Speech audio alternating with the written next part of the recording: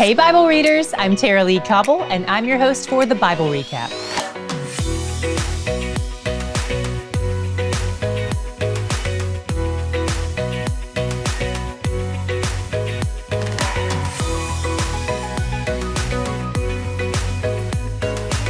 Today we step into another perspective on the final days of King Hezekiah. Then we're done with him for good.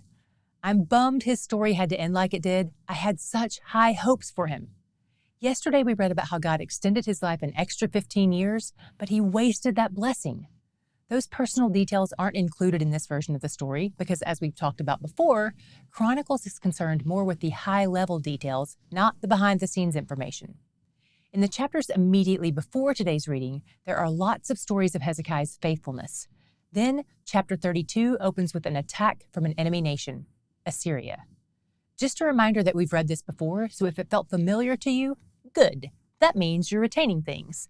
At the start of today's reading, Hezekiah is a wise leader. His demise hasn't yet begun. He's just living faithfully in Jerusalem and serving God and the people of Judah. Then, Assyria and its king Sennacherib decide to attack Jerusalem. Hezekiah makes a plan to outsmart them. He cuts off the water supply to the city as a deterrent. He builds up the wall around the city, fortifies their towers, stocks up on weapons, and organizes his army. Then he gives a pep talk to the army, encouraging them with reminders that God is on their side. He doesn't fixate on all the work he's done to defend the city or prepare them for battle. He centers his encouragement on the fact that God is with them. That is where their hope lies. This is a big distinction we see in Scripture versus what the world teaches us. There's a lot of believe in yourself talk out there. We don't see that in Scripture. In Scripture, the message is believe in your God. He's at work within you. We see posts on social media that say things like, you've got this. But Scripture's angle on this is usually more along the lines of, you're hopeless on your own unless God helps you. True encouragement, the kind Hezekiah gives here, doesn't put the focus on your own abilities, but on God's. It might make for a clunkier mantra or a less exciting Instagram post, but at least it doesn't miss the point. After Hezekiah encourages the leaders who follow him, a few of the leaders of Assyria come to intimidate the people of Judah with some trash talk. You probably remember this scene. We talked about it on day 200 and 205. But while the Assyrian leaders are busy crying out to the people of Judah, Hezekiah is busy crying out to the Lord. Assyria thinks they're fighting a physical battle, but Hezekiah knows it's a spiritual one.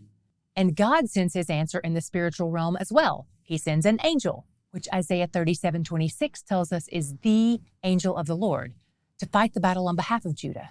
And of course, nothing trumps the angel of the Lord, because as we've talked about before, he's almost certainly a manifestation of God himself. Then we hit what seems to be a noteworthy verse. 32:23 says, many brought gifts to the Lord to Jerusalem and precious things to Hezekiah, king of Judah, so that he was exalted in the sight of all nations from that time onward. I can't help but think this is somehow connected to what happens next. In my Bible, the section heading immediately after that says, Hezekiah's pride and achievements. Hezekiah sought God's help in the battle, and God provided it, but then people brought gifts and praise to Hezekiah.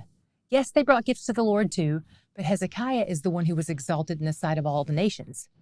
And his pride seems to lead to his downfall, which we read more about yesterday in 2 Kings 20. All that wealth he showed off, I have to wonder how much of it came from the gifts people brought to him. How much of what he was flaunting was treasures given to him as a result of God winning a battle that Hezekiah didn't even show up to fight. This kind of pride takes down kings and spiritual giants when they forget their source. That's why I always try to frame encouragement and even receive encouragement by focusing on who is truly doing the work in and through us all. One other cool thing about King Hezekiah before we wrap up his story for good.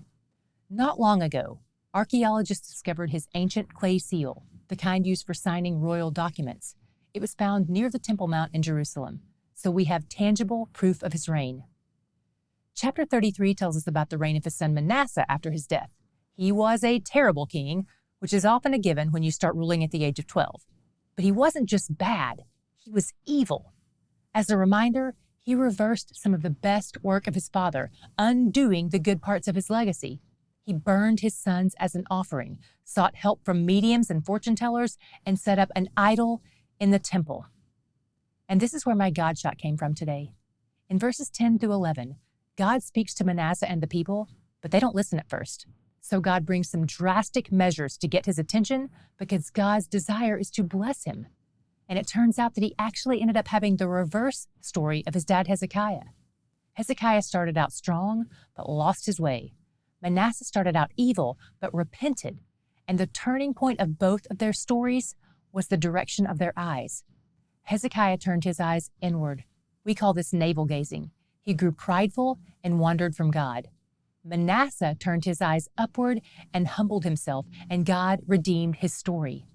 God is in the business of changing hearts and moving eyes, and I love that he's brought our eyes to the pages of his word today because he's where the joy is. We've heard from several of you who say you want to help financially support the Bible Recap, but that you aren't interested in getting the perks that come from being a recaptain. If that's you, thank you. That's incredibly generous of you. And so on behalf of me and all our team and every single person who watches or listens or reads every day, thank you. You are part of what helps TBR keep coming to everyone on a daily basis. So if you want to do that, here's how you do that. Just click on the contact link on our website, thebiblerecap.com. It's going to walk you through the whole process. We'll also put a direct link in today's description box. On that same page of our website, there's a place where you can send us snail mail if that's your preference. So if you want to reach out that way, again, thebiblerecap.com/contact or click the link in the description box.